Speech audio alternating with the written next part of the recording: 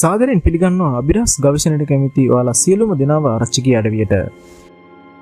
මිත්‍රවරුනි, ලංකාවේ අපරාධ ඉතිහාසය ගවේෂණය කරනකොට හෝකන්දර ප්‍රදේශයේ සිදුවුණු 6 පුද්ගල ඝාතනය අපිට අමතක නොකරම බැරි තරම් සුවිශේෂී කතාවක්. මේක ඇත්තටම 6 පුද්ගල ඝාතනයක්ද? වරදකරුවන් සියල්ලටම දඬුවම් ලැබුණාද? මේ ස්ථානයේ අද වන විටත් සිදුවීමෙන් මැරුණු අය හොල්මන් කරනවා කියන කතාව ඇත්තක්ද?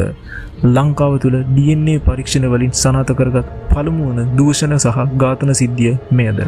අමරගොඩ මරණගොඩ නමින් කාලයක් මාධ්‍ය මගින් ප්‍රසිද්ධියට පත් වූ මේ භයානක අපරාධයේ යටගිය අපිරහස් ගවේෂණය කරමු අද අපි ආරච්චිගේ අඩවිය තුලින්. මිත්‍රවරුනි, 1999 පෙබරවාරි 10 වන දින රාත්‍රී 8:30ට පමණ තලංගම පොලිසියට දුරකථන ඇමතුමක් ලැබුණා. ඇමතුම ලැබුණු විගස පොලිසිය යන්නේ හෝකන්දර අමරගොඩ පිහිටි ලරණා දාස නම් පුද්ගලයෙකුගේ නිවසකට. මෙතනදී පොලිස් පරීක්ෂක මාදුරන්ට දකින්නට ලැබෙන දෙයින් ඇස් අදාහගත නොහැකි වෙනවා. මේ පෙට්ටියක අතපය ගැට ගහලා මරලා දාලා තියෙන ලලනදාස මහතාගේ සිරුර දකින පොලිස් නිලධාරීන් දැඩි කම්පනයට පත් වෙනවා. මේක මෙතනින් නතර වෙන්නේ නැහැ මිත්‍රවරුනි.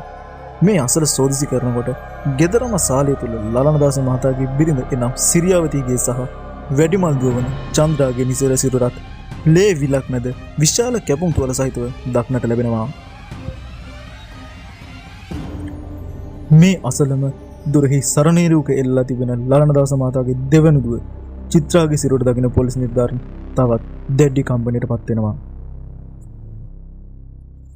තවදුරටත් වැඩිදුර විමර්ශනවලදී නිවස අසල වැසිකිරිය ළඟ ලලනදාස මහතාගේ තුන්වෙනි දුව නයනාගේ ගෙල කපා ඝාතනයට ලක් කර ඇති සිරුරත් මේ නිලධාරීන්ට හම්බෙන අතරතුරම නිස්සංක එනම් මේ පවුලේ එකම පුතාගේ කැපුම් තුවාල සහිත සිරුරත් පැය කිහිපයකට පසු මේ අසල ඇති පොල්වත්තක තිබී හමු වෙනවා.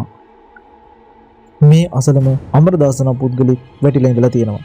පසුව ඔහුවත් රෝහල් ගත කළ පසු මිය ගොස් තිබෙන බවට වාර්තා වෙනවා. මිත්‍රවරුනි, මේ සිදුවීමට අදාළ පරීක්ෂණවලදී ලලනදාස සහ අමරදාස අතර යම් දුරදිග ගිය ආරවුලක් ඇති බවට පොලිසිය අනාවරණය කර ගන්නවා.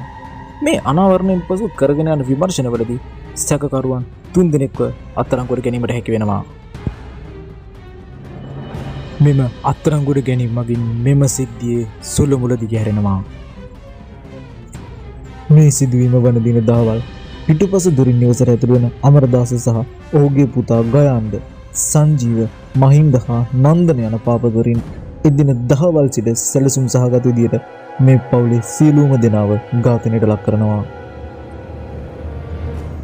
මුලින්ම ලලනදාසව, ඉන්පසු බාලදුව නයනාවත් ඝාතනය කරනවා. ඉන්පසු මේ පවුල් දෙක අතර ඇති වී තිබෙන ආරවුලක නඩු කටයුත්තකට පෙනී සිට නිවසට පැමිණෙන මව සහ වැඩිමල් දියණියව ඝාතනයට ලක් කරනවා. මිත්‍රවරුනි, මේ සිදුවීමේ සාහසිකම සිදුවීම සිද්ධ වන්නේ චිත්‍රාට. දහවල් 1 පමණ සිට සවස් වෙනකම් මේ සියලුම පාපතරයින් අතින් චිත්‍රාව වරින් වර සමූහ දූෂණයට ලක් වෙනවා. පසුව චිත්‍රාව කඹයකින් එල්ලා ඝාතනය කරනවා. මේ සිදුවීමට අදාළ පාපතරයින් චිත්‍රාට විටින් විට අයුතු යෝජනාවන් සිදු කර ඇති අතර එය චිත්‍රා තරය ප්‍රතික්ෂේප කර ඇති බව සඳහන් වෙනවා. අවසානයේ නිවසට පැමිණෙන පවුලේ එකම පුතා නිස්සංක වෙනකම් මේ පාපතරයින් මග රැකගෙන ඉන්නවා. වැඩ නිම වී නිවසට එන නිස්සංක ලේ මිලක් මැද ඝාතනයට ලක්ව සිටින තම පවුලේ පිරිස දැක දුවන්න පටන් ගන්නවා.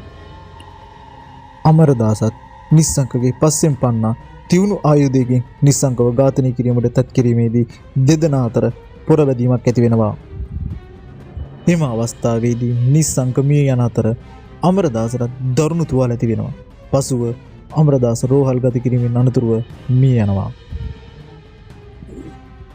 වැඩිදුර විමර්ශන මගින් ඉහත අත්අඩංගුවටගත් සැකකරුවන් වරදකරුවන් බවට ඔප්පු වෙනවා. මේ නඩුවේ ලංකාවේ සුවිශේෂීම අපරාධ නඩුවක් වන්නේ මේ නඩුවට ලංකා ඉතිහාසයේ පළමු වරට විමර්ශන කටයුතු වලට DNA තාක්ෂණය යොදා ගැනීමයි. එම පරීක්ෂණ සඳහා මෙම අපරාධකරුවන් භාවිතා කරපු බිස්කට් පෙට්ටියක්, සිගරට් කොට සහ සිගරට් අලු, වින්දිතීන්ගෙන් සොරාගත් ලද ආභරණ හා ලේ පැල්ලම් සහිත ඇඳුම් භාවිතා කරලා තියෙනවා. හිතවතුනි, මේ සිදුවීමට අදාළවම තවත් අද්භූත සිදුවීමක් සිදු වෙනවා. මිනිමරු අමරදාසගේ මිනිය කාන්තා රාත්‍රී ඇඳුමක් සහිතව අමරගොඩ තුම්මන් හන්දියේ භූමි දාණයෙන් සතියකට පමණ පසු ස්ත්‍රී දූෂකයින්ට දඬුවම් ලැබිය යුතු යනුවෙන් සඳහන් කර දැන්වීමක්ද සහිතව මතුවෙනවා. මෙය කොහොමද වුණේ කියන එක අදරත් අභිරහසක්. මේ සිදුවීම නිසා මේ අවට අඳුරු ආත්ම එම නැත්නම් හොල්මන් සැරිසරන බවටත් ඒ සිරියාවති බවටත් මේ අවට ගම්මුන්ගේ පැරණි කටකතාවක් තිබෙනවා. සිදුවීමට සම්බන්ධ සංජීව, මහින්ද, නන්දන යන අයට මරණ දණ්ඩනයත් ගයන් එනම් අමරදාසගේ පුතාට 20 වසරක සිර දඬුවමකුත් ලැබෙනවා. 20 වසරක සිර දඬුවම ලැබී සිටින ගයන් මේ වන විට නිදහස් වීම හේතුවෙන් මේ සිද්ධියේ ඇසින් දුටු සාක්ෂිකරුවන් මේ වන විට සැඟවී සිටින බවට තොරතුරු අනාවරණය වෙනවා. මිත්‍රවරුනි, මේ කතාව ගොඩක් ලොකු කතාවක් වුණත් අපි අවශ්‍ය තොරතුරු පමණක් ඉතාමත් කෙටියෙන් මේ වීඩියෝ එකෙන් කතා කරා. ඉතින් මිත්‍රවරුනි, මේ සිදුවීම සහ මේ වීඩියෝ එක පිළිබඳව ඔබේ අදහසත් කමෙන්ට් කරගෙන යන්න. ඒ වගේම වීඩියෝ එකට ලයික් එකක් දාගෙන යන්නත් අමතක කරන්න එපා. මේ වගේ අභිරහස් ගවේෂණය කරන්න ඔබත් කැමති නම් දැන්ම subscribe කර ආරච්චිගේ අඩුවේ වෙතට එකතු වෙන්න. සුබ දවසක්.